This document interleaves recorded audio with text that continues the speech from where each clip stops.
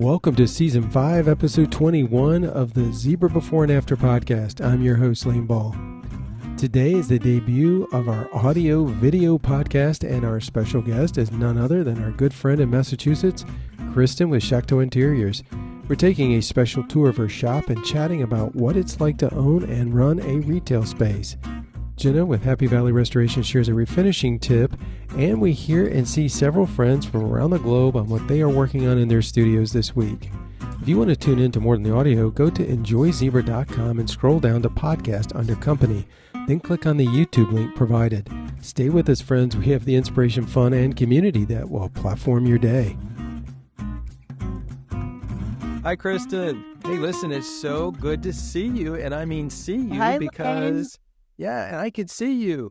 And I say that because, obviously we have a lot of folks that are listening on their podcast directories, and I want them to know, as was mentioned in the intro, that you can also tune in to our YouTube channel and see what's going on. And we'll try to be as descriptive as possible for our listeners so that they're not wondering, what are we talking about? So the cool thing about this, though, that I love is that I can see you and you can see me, and we can have a conversation that's just a little bit easier, I think, in many respects than just audio only.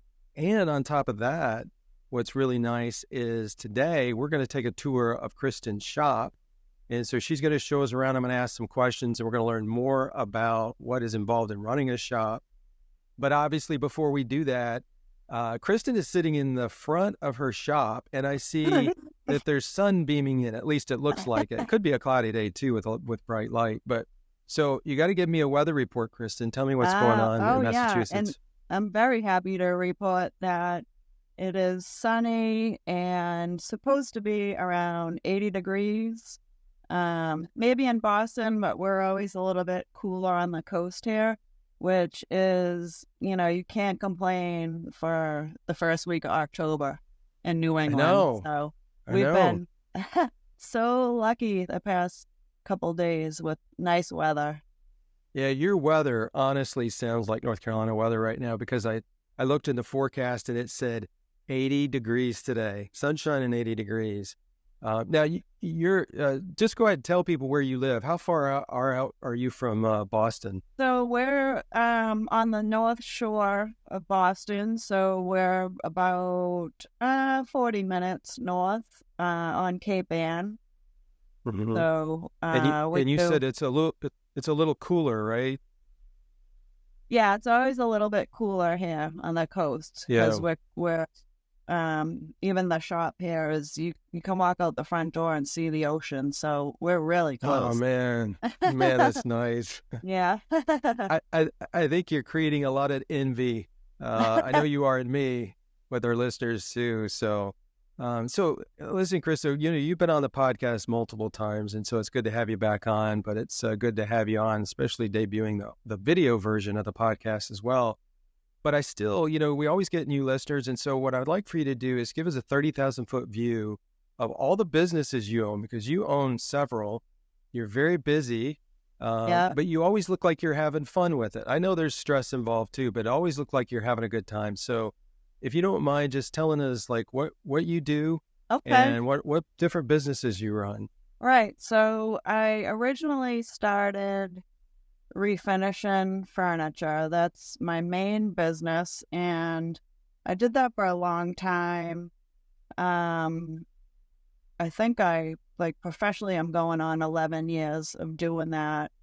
And then down the road I started the Shackteau Interiors milk paint line, and I think I'm coming up on 6 years of that. I just love the milk paint. It's just so different than every other paint. So I used it, and I'm like, and I have my brand and get my colors, and so I have that part. And so I think I'm coming up on 4 years of having the shop. I think it'll be 4 years this winter. So that is a whole nother business to run, which, right now I kind of keep my hours limited because I do have a lot to do. So I just pretty much try to stick with like what works best for me. And so yeah, that's how I do it. I kind of have to cut back on. I also do the custom work, which is part of the furniture refinishing business. So I kind of have to sometimes cut back on taking on that kind of work. But yeah, it's a lot to to handle, I guess. Yes. Yeah. And that doesn't even address the just leisure, family, What's that? vacation. Yeah. Sorry. Hey, you said you've been doing furniture for 11 years, which is really cool because you did furniture then when furniture wasn't necessarily popular. It wasn't like it is today as far as Yeah. furniture finishers. Right. So that Yeah. was you're a trailblazer in that sense. So tell me this: if you are not new to painting, you were 11 years ago. You started furniture refinishing, Mhm. but I believe you and Keith, your husband, also were doing house painting, right? Right. When we were first together, he had a house painting company, and he kind of branched out into like carpentry, and I actually worked alongside him. So I've always been doing painting, interior, exterior, and even carpentry work. I've tiled, redone kitchens, and the furniture was just kind of a hobby for a long time, and I just loved doing it. And then eventually I was like, I think I might be able to make money off of, selling the furniture. Yeah, So, yeah. So Keith doesn't do as much painting anymore. He does more carpentry and home improvement projects, and now I'm painting all the time. So, there was a time not too long ago that he was helping with furniture refinishing, right? Yeah, sometimes in the winter, if he has a little bit of a break between projects, he'll definitely come in and help me. He likes to like repair the pieces, prep them, he'll paint them, and then he'll bring them to the shop and I'll finish them, like if it needs to be distressed, or I'll top coat them, get the hardware, do Yeah, the pictures. So it's like half of the work when he's you know, getting them ready yeah, for me. So, yeah. yeah. You mentioned custom work. I would even say that, if you think about furniture refinishing, when folks either buy a piece, refinish it, and then they sell it, but they can pretty much do what they want to, with that piece because it's not a custom piece. And then you look at custom work, that's almost like another business It because the is. demands of custom work are different than the demands of just buying and refinishing and reselling a piece. So Right. you've got multiple things going on. You were talking about when you started 11 years ago, did you immediately gravitate to milk paint 11 years ago, or were you like doing, I suppose, like chalk paint? And then, Yeah, like, how did that evolve? I never got into the chalk paint. I think I just when I would go online, I'd see these pieces done in milk paint, and I'd just be like, wow, those are so different. And at the time, everybody was using chalk paint. So I just thought, well, I'm going to do something different. So that's why I started doing that, and the fact that it's non toxic. So I was also like, I don't want to be around chemicals if I'm doing this every day, all day. So that was another reason why I chose the milk paint. Yeah. And then, so you started doing milk paint, and then I think you said, what was it? Was it about 4 years later that you started the milk paint business? Yeah, I think I'm coming up on maybe 6 years on the milk paint business. Yeah, Okay. yeah, So tell me, this always fascinates me. I love this because when somebody goes from an idea to where they make it happen, that's a big deal because a lot of people, and we probably all fall in this bucket sometimes where we have ideas, but then they never really happen. And so, you always question, why don't they happen? What is stopping me from implementing or making this dream come true, or this idea that I have? but you had an idea to start a milk paint company. You made it happen. You had an Yeah. idea to start a shop. You made it happen. So those are, those are big deals. And I think Yeah. you have our ear, when it comes to like, how do Right. you make something? So tell me specifically though, with the milk paint, what made you decide to start a milk paint company? Um, first of all, like what you're saying, the only regret I have about doing all this is that I didn't do it sooner. I don't know what it was that I was like, oh no, it's been done. It's been done, like um I think that was the one thing I was like, oh, there's so many furniture painters, there's so many paint companies, and it's been done, but I think I just got to the point where I was like, well, what do I get to lose? Right. It's no, who cares if it fails, and one of the biggest things too is the other thing I forgot to mention is that I teach furniture painting classes. Oh yeah, that's right. That's right. I Yeah. should have wrote So we, down we what just keep they. adding these little buckets on, don't we? Yeah, I'm like, geez, I forgot about that. I just had a class last Yeah. weekend, but people are just so afraid of making a mistake, and I just feel Yeah. like I always learn from my mistakes. It's one of those things like you do it, doesn't, it's trial and error. And obviously, you're not going to paint furniture like I do. I've been doing it this long, and I just think people are Mhm. afraid of failure or making a mistake. Um, so I would just say just to go for it because that was my only regret that I didn't do it sooner. Even opening the shop, like I wish I did it sooner. you Yeah. know, Yeah. And you opened the shop. Was it right before the it pandemic? was Like you were getting things uh, ready before the pandemic, right? yeah. I moved in January, and then I was planning my grand opening for March, which is when everything got shut down. So I was in here setting up the shop and then realized, geez, I don't even know if I'll be able to open.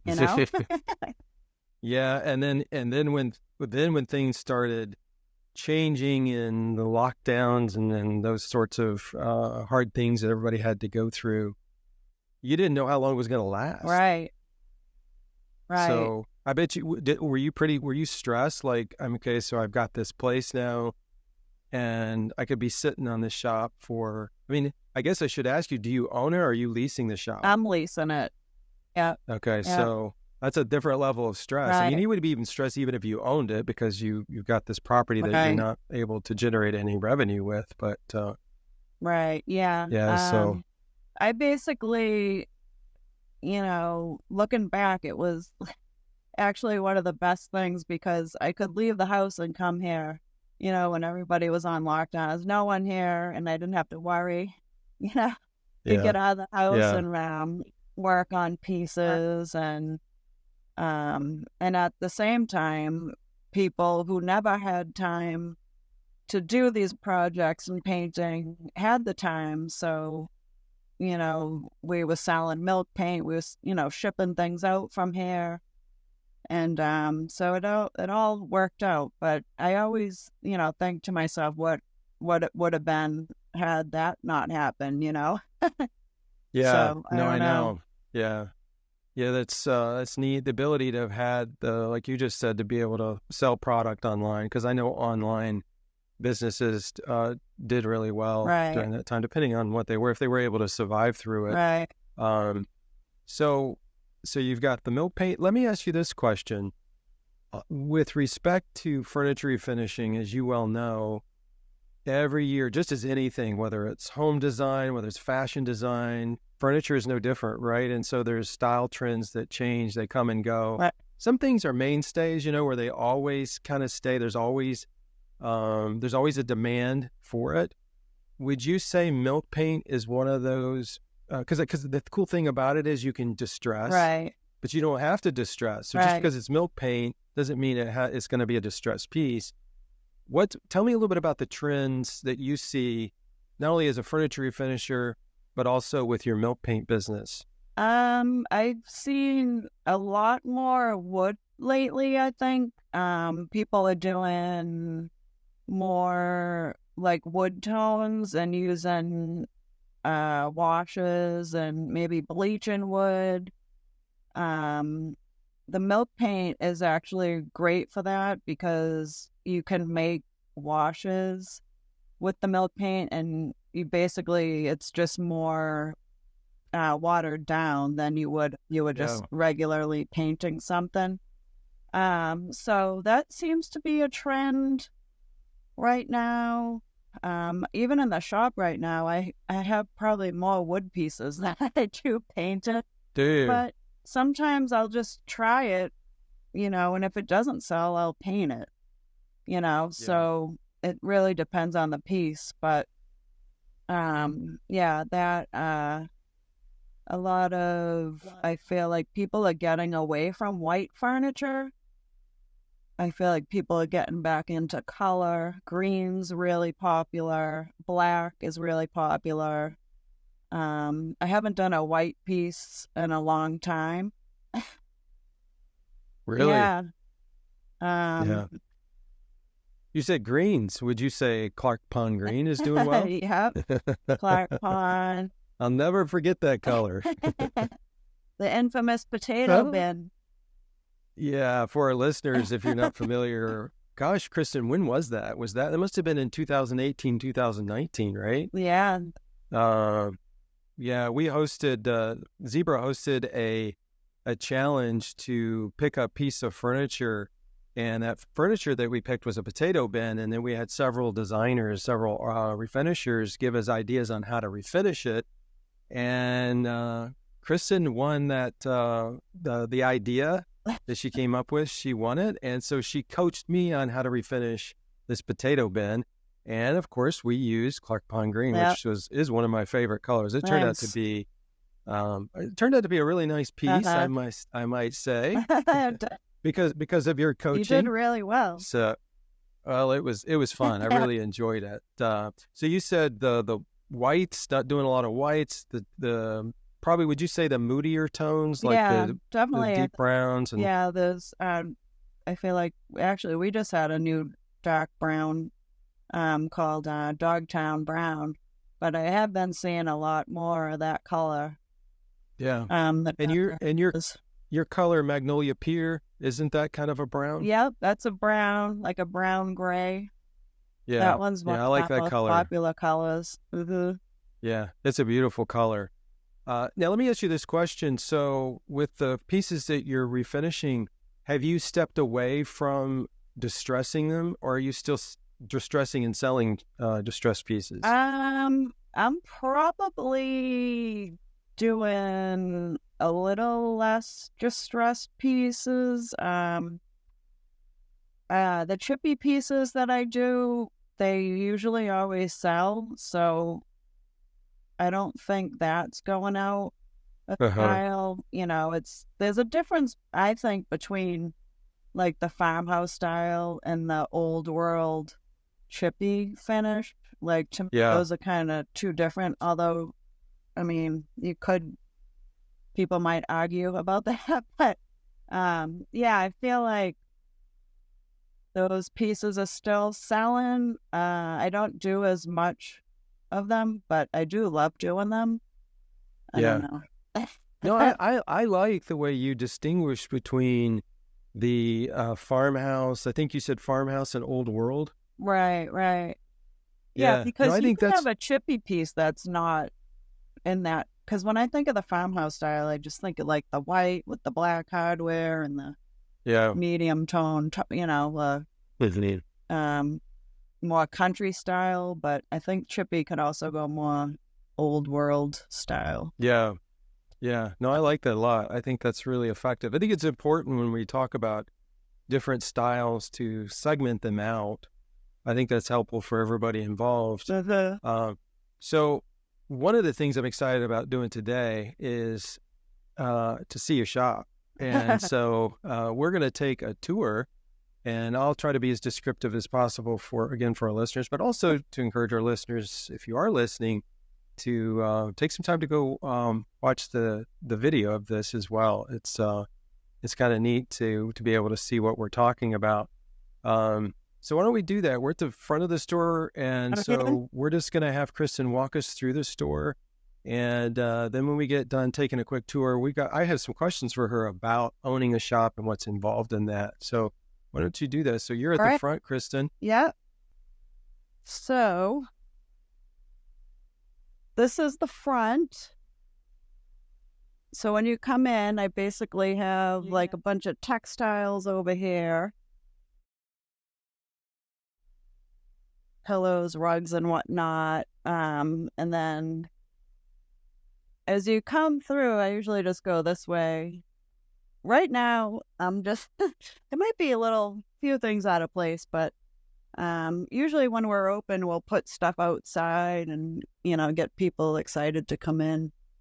So, yeah, some pieces like this one is for sale, but I use it as display and, I'll replace it, get a new one. This is, like I said, I have some unpainted pieces. Hey, Kristen, I bet that's a challenge, though. I'm looking at that piece, and you've got all those are all products for sale, right? Yeah. So somebody comes in and they want to buy that. Uh-huh. You got to figure out where to put all that stuff. Yeah. Well, at the moment, I have a backup piece in my old shack, so yeah, I just have to be ready for that. And that's same as like when any piece sells, I got to move all the stuff and put it somewhere else. It looks like furniture is throughout the whole store, and then you have a lot of these items that you sell either on top of them or next to them or on the floor, right? Right, yeah, like you can see this yellow piece. Yeah, I'll put pillows, and so anytime something sells, I have to rearrange pretty much the whole store. So it's like you're excited to sell a piece, but you're like, oh man, I got work to do now. Then I'm like, geez, where am I going to put all this stuff? Yeah. No, what you need to do is you need to say, you want this piece? Don't you want all these items that go with it that are on it? This looks really good on here. Yeah, so I have more kind of like textiles, napkins, and stuff. Some vintage. Not everything's new. You'll see like vintage items. Now, what are those? Are those like canisters? These are like mid-century aluminum canisters. So, yeah, I have a mix of stuff. Yeah. Now, just real quick, Kristen, you also sell... Now, are these things also online, or do you have different products online than what you have in the shop? Yeah, I try to get as much online as I can. Not everything is, but sometimes, like when I'm doing videos on Instagram or Facebook and someone sees something and it's not online, I can just send an invoice and ship it out. Gotcha. And then, of course, now you've got all your milk paint. What is this, about halfway down the store, all of your milk paint products? Yeah, it's about in the middle. Now, are those all of your colors? Are all your colors available in your shop? All of these colors are here. Yeah, they're all available. I, at one point, started to put samples on these old balusters I had, but I ran out. You need more balusters, don't you? Yeah, because we kept adding more colors, and I think we have about 39 colors now. Oh, that's great. So, and you can also see we have all the zebra brushes in the drawer. Yes. Yay. All right. We love that. Yeah. Now I can't see from the video. Where are the zebra brushes? Are they... sorry. Oh, I see them down there. Very good. Had to make sure that we got some good video of those beautiful brushes. Yep. This one's my favorite. Yeah, so we have that, and then we have the top coat and brushes now. We have the samples of the milk paint, and then more zebra brushes. What do you find yourself selling more in your shop locally as far as the brushes specifically? Is it because I know you like the 2-inch stubby? Yeah. So that's your favorite, or do you kind of promote that over some of the When others? someone comes in, I usually ask what they're painting, and then I go from there. Like if someone has the spindles, I'll recommend the round brush, and if it's a big piece, I'll recommend the chiseled wedge. But, the palm pros and the angled ones are multi-purpose. Yeah, no, I say that's great because, as everybody knows who knows our brushes, they're all designed for specific applications. So that is always the question that we ask, what are you painting? And then we can quickly tell you what is the best brush for that. So it's Right. excellent. And then something new we just put on the website are all these hand-painted sticks of the milk paint, so you get the actual color. And Oh, that's great. yeah, you can order those online. Moving on, I have a lot of candles in here. This is a local company, Farm and Sea. They have really good scents. And like I said, I have more natural wood pieces, a Those are chippy pretty. piece, more candles. These are everybody's favorite Katie Clouds candles. And that's my award over there. I didn't have room up front, so it's over there. Yeah, because the GBA award that you won, was that last year? No, it wasn't last year. It was 2021. Oh, okay. Yeah, it's hard for me now because I guess we've done four, I believe. And Yeah, so it's hard for me to kind of keep track of, I know, I remember who has won, whether it's an actual category winner or whether, it's a finalist, right. but it's hard to remember what Yeah, year. right. Yeah, well, that's a lot. It's a lot of people to remember. This is like a laundry stain bar, and they have a dog bar. We have a dog groomer right across the street, so we always have dogs come in here too. Yeah. So that company that you were just talking about, are they online as well? Holdfast is, yep. They do a lot of the farmers markets and makers markets. Um, yeah, their soaps are really nice. They have a Seafarer soap that you could also use in salt water. And then they started making these baskets too. Those are popular. I bet your shop smells good It really with all does. those candles and soaps. All the candles and the soaps, and everybody's always like, it smells so good in here. And I have Laura Katie's, her candles and her room sprays. I don't know if you ever tried her sprays. Yeah, They're they're so great. good. So I have more of her stuff up here. Yeah, all of her stuff is, we buy from her, and there's really nothing that we've ever purchased that we were disappointed with. Oh Actually, yeah.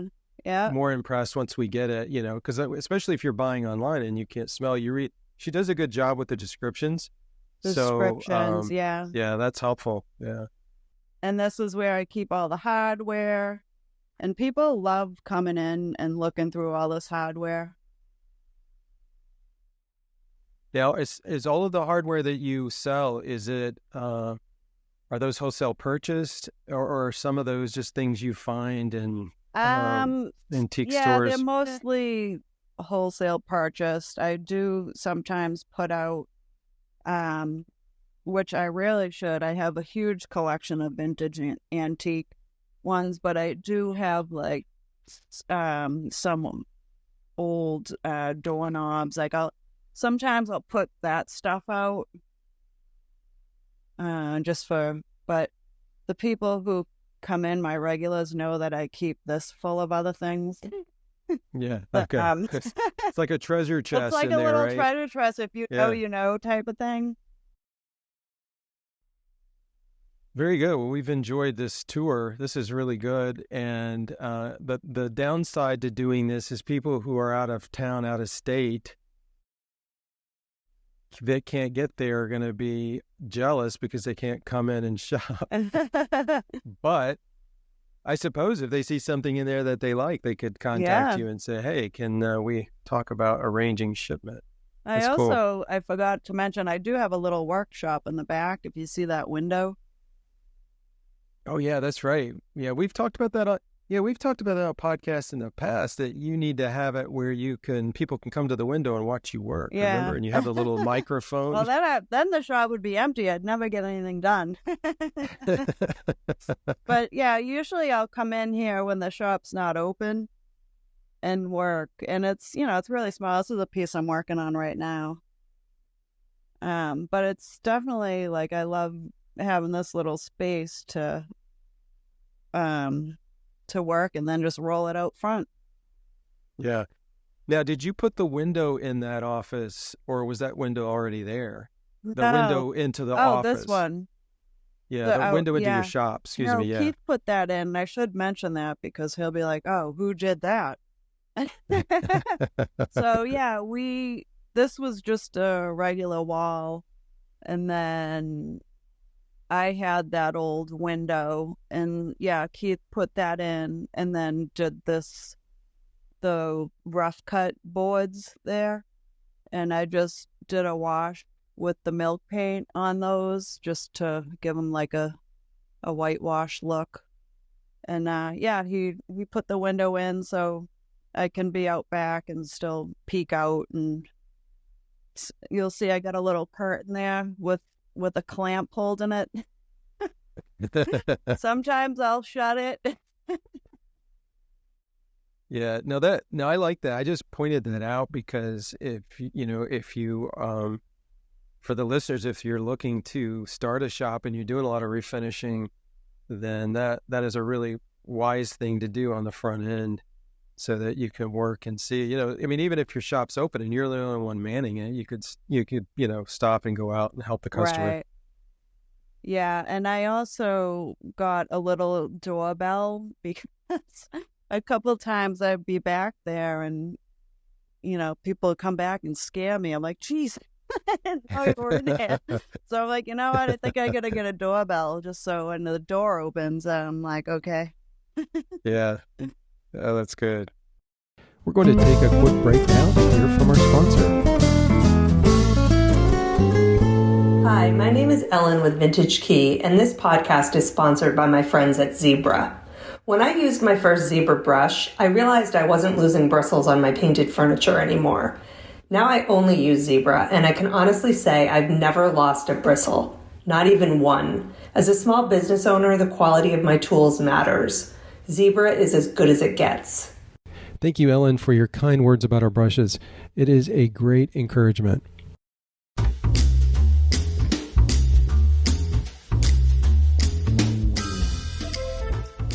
So thanks for the tour, Kristen. That was really good. I enjoyed that. So many of us get to see bits and pieces when we follow you on your Instagram channel, Shackteau Interiors. So that's cool to see that in your stories. But then to be able to have you walk us all the way through it and be able to ask some questions.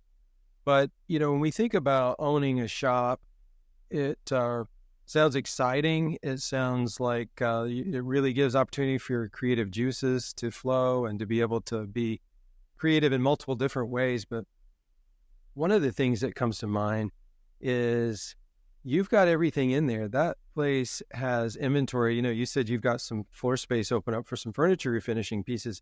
However, when I look at all those pieces or all those different accessories, is that stressful? Because you got to be buying these things. And that's the reason why I was asking about, are these antique pieces that you purchased? Are they wholesale items?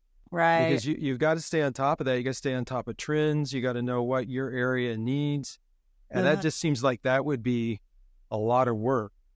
I assume it is a lot of work, but is that something you enjoy? And how do you toggle back and forth between making sure you've got things arriving to fill empty spaces? It is. I do love, and I don't do it as much as I used to, like going out picking vintage things and antiques. So I don't know. I feel like they just kind of find me, those kind of things most of the time. Really? Yeah. But the newer stuff, I just kind of go with what's going on. Like, we have a farmer's market here every Sunday all summer, so that's really good with keeping the small inventory going. Yeah. Because it's kind of like you got your furniture people, and then you got your local people who might want to pop in for a gift, or, they just like browsing and checking out, smelling the candles or whatever. So I just, I try to just keep up with the seasons and try not to like overspend on things. And, it is kind of hard to gauge, because people will ask for things like, oh, do you have more pillows? Like, I should have mentioned my friend Holly makes these awesome pillows, and like, this is the Manchester zip code, and I have the Gloucester one. So it's kind of funny, because Magnolia is considered Manchester and Gloucester. So when I have like these types of things, it will be like, oh, I wish you had this in Manchester, or I wish you had this in Gloucester. So is that pillow, just real quick, the pillow that you showed, is that painted or is that stitched? What is that? It's all felt stitched. Oh, Yeah. okay. Wow. So they're all locally made in Beverly, which is the next town over.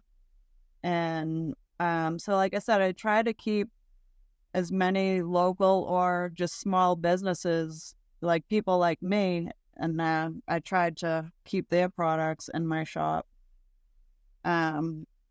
So yeah, I basically just kind of go by what I like, things that I like, things to make your house cozy, like the pillows and the throw blankets, obviously now with fall hair, which, even though it's 80 degrees out. And yeah, just regular like decor items. So do you walk through the shop? I mean, I know you're there all the time, but I mean, I would think from a mindset, you'd have to look at this aspect of it a little bit. What I mean is, do you walk through the shop and go, oh, I don't have any more of the zip code pillows. I need to contact her to get some here. I looks like I'm low on some other items. Does it just happen to you naturally, or do you go through once a week and really create an inventory list of things that you need to order? Yeah, no, I'm more like you said, if I'm like, getting low on the pillows, I'll order more. Like Katie's candles, I'm like, oh, I know her new season, is coming out. So I'll be like, I'll get the seasonal ones, and then I'll order if she has the classic. And yeah, I don't, it's not so consistent that I can be like, I know exactly what's going to sell that week. That's the problem. It's business isn't so consistent like that all the time. So it's kind of like, well, I feel like one year for like the holiday season, it was like all throw blankets. Like I couldn't even keep a throw blanket. And then the next year, it's like I get a bunch of throw blankets, and guess what? They want something else. So what do you do like when that happens? Do you find yourself putting things on clearance, selling, or do you just hold them back maybe for next season to see how they're going to do next season? I don't really do like a clearance section really. However, I'll do like the end of the season, I might do a sale like 20% off. Like the candles, like those seasonal scents, 20% off, or whatever that might be, flipping seasons. And then if I don't sell, I'm just like, I could hold on to them. But yeah, I don't do a ton of sales like that, I guess. Yeah. It sounds like for you that you're not overly systematic and methodical about stuff. It sounds like you really rely on your gut a lot. Like you said earlier, you kind of know what sells and what doesn't sell. your goal is to try to make your home cozy, to have items that will make your home cozy. Right. Of course, you've got all the items if somebody's interested in furniture refinishing, from your milk paint to our zebra paint brushes, which is really very cool to hear. Which you've been a faithful retailer though for quite some time, and so we really are grateful for that. And then so you just base it on that. Now I know you have to be methodical to a degree about seasons. So when will you put out your Christmas stuff? I was in Hobby Lobby the other day, and it is Hobby Lobby, Lowe's, Home Depot, all of these places are Christmas. I mean, it's unreal. And we always say this every year, don't we? It always seems like every year they come out a little sooner. Earlier and earlier. I know. I generally, definitely have to be after Halloween. Yeah, I actually have good. a couple evergreen wreaths tucked over there. Like, I'll slowly infiltrate it, like slowly unveil them, right? Yeah, so it's not like you come here like, oh, the Christmas stuff is out. Like, I'll slowly put out like a couple little wintry things. But yeah, the same with the pumpkins. I learned last year, it's almost like you have to be a season ahead. So August, I put out all the pumpkins and fall stuff. Mm-hmm. And those have been selling since then. Yeah. So, yeah, I just try to keep ahead. And, yeah. I think people appreciate that. I know everybody I talk to will say that. It's like, oh, I can't believe they're putting, Christmas decorations out already, or whatever season that we're getting ready to go in, when it seems so premature. I know these are the big stores, the big retailers, but I think they appreciate when you go into a local shop and the local shop items are present for that season. And I think everybody wants to get a bit of a tease of what, this is your new stuff for fall or whatever. But I think that's a really good thing to do that, because I think it's annoying in many respects when you, when you see stuff that early, when you still, for us, here in North Carolina, we have some leaves that are starting to slowly turn, but I mean, I'm looking out my window at green trees right now. So same. 80 degrees, like you said, still mowing the yard, and walking into these stores and seeing Christmas is a little bit odd. What is your favorite part of owning a shop? That's kind of funny. I was going to say, like, talking to people. Well, because before I had the shop, I was in my old shack by myself all day. The only interaction I would have would be online.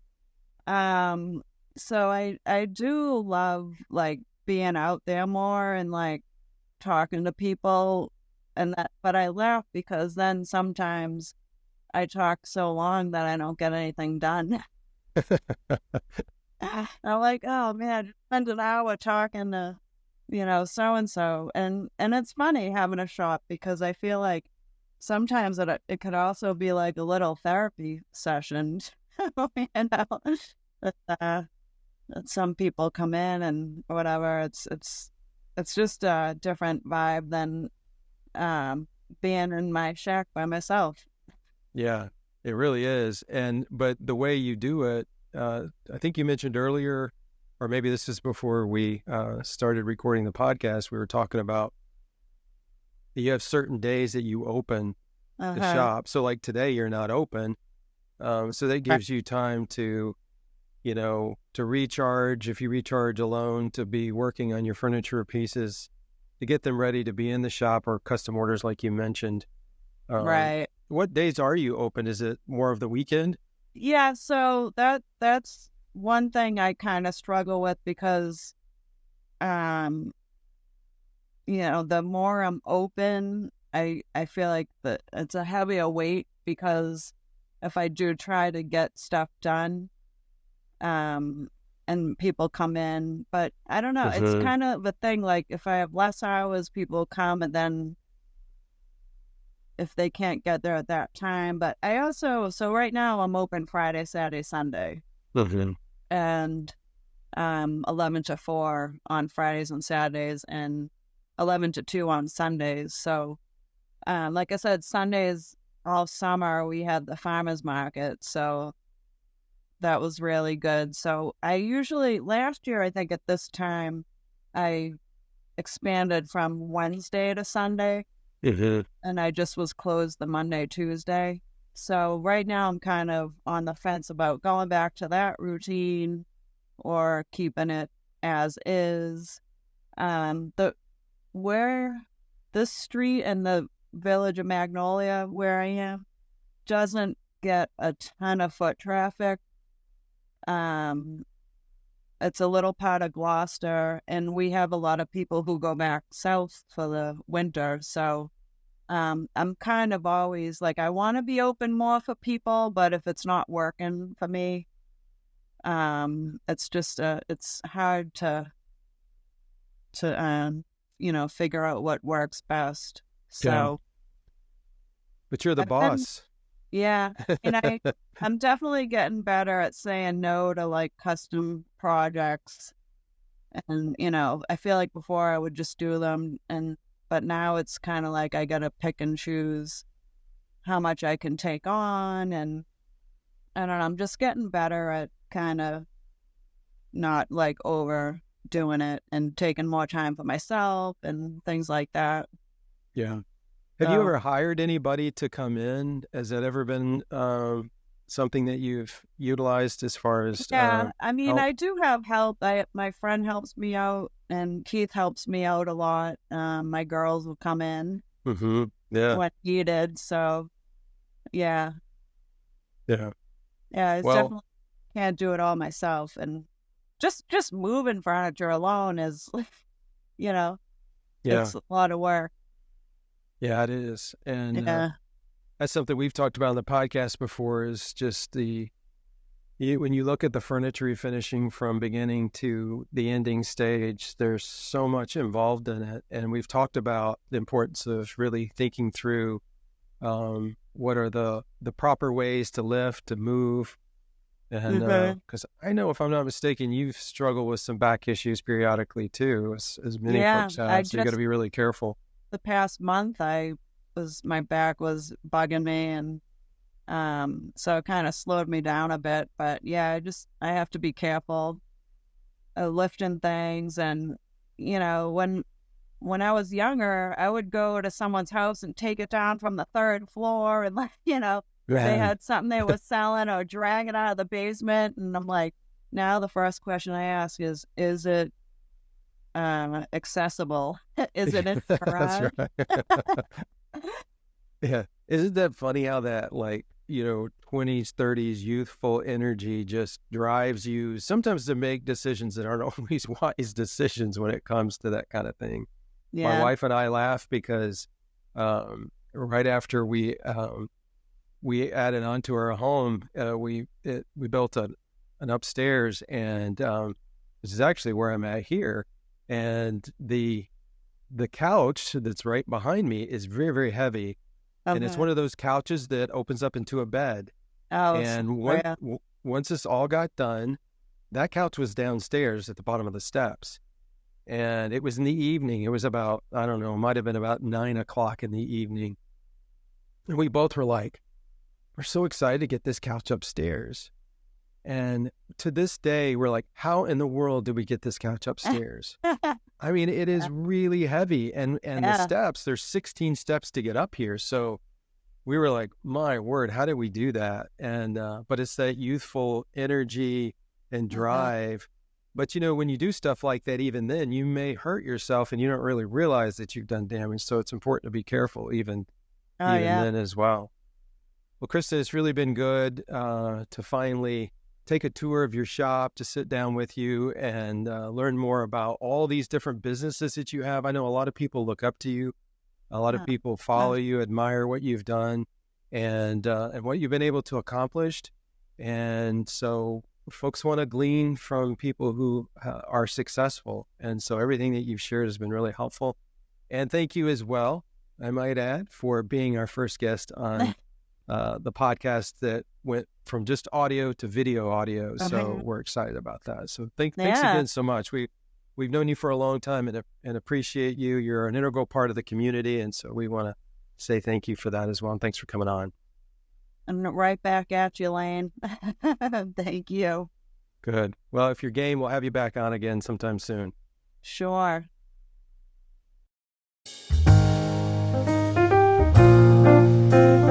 This week's refinishing tip comes from Jenna with Happy Valley Restorations. Hi, this is Jenna with Happy Valley Restorations, and my tip for painting and furniture refinishing would be when you're painting a dark or a light color, you can prime with another color so you're not using as much of the color that you're painting with. For instance, if you are painting with black, you can prime with a light or a dark gray and then do your black. Or if you're using white, you can prime with a light gray and then use your white. It will just save less of the actual color, and you'll find that the coverage is much better. I hope that helps during your furniture refinishing and your painting. Thanks for joining.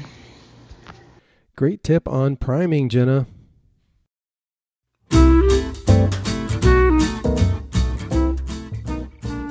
We thought it would be fun to hear from a few of our friends today as they share where they live and what they're working on in their studios this week.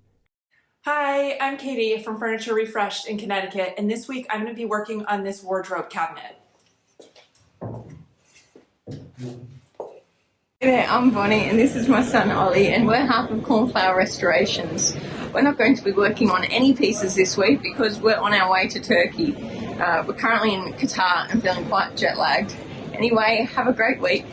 Hi, I'm Story with Furniture Story from Wisconsin, and I'm working on this antique tiger oak buffet this week. I'll be using my zebra paint brushes as well. Hi, I'm Anja with Anush Designs from Germany, and this week I'll be working on some custom chairs in my studio that my client asked me to refinish for her. Thanks for sharing, Katie, Bonnie, Story, and Anja. The Zebra Review category theme for October is benches. Our featured judge is Lawrence Ficino with Portland Road Living. If you have refinished a bench from January 1st through October 31st of 2023, simply use the hashtag Zebra Benches. Lauren will pick her 5 favorites, then the remaining judges, Jen with Perfectly Imperfect Furniture, Katie Cloud with Katie Company and Home, and our new judges, Jen and Amanda with the Vintage Sisters, will vote out of Lauren's selections to choose the 3 winners. This month's prize sponsors are Mud Paint, D. Lawless Hardware, Surf Prep Sanding, and Zebra Painting. And welcome, Jen and Amanda, to the Zebra Review. So nice to have you on the judging panel.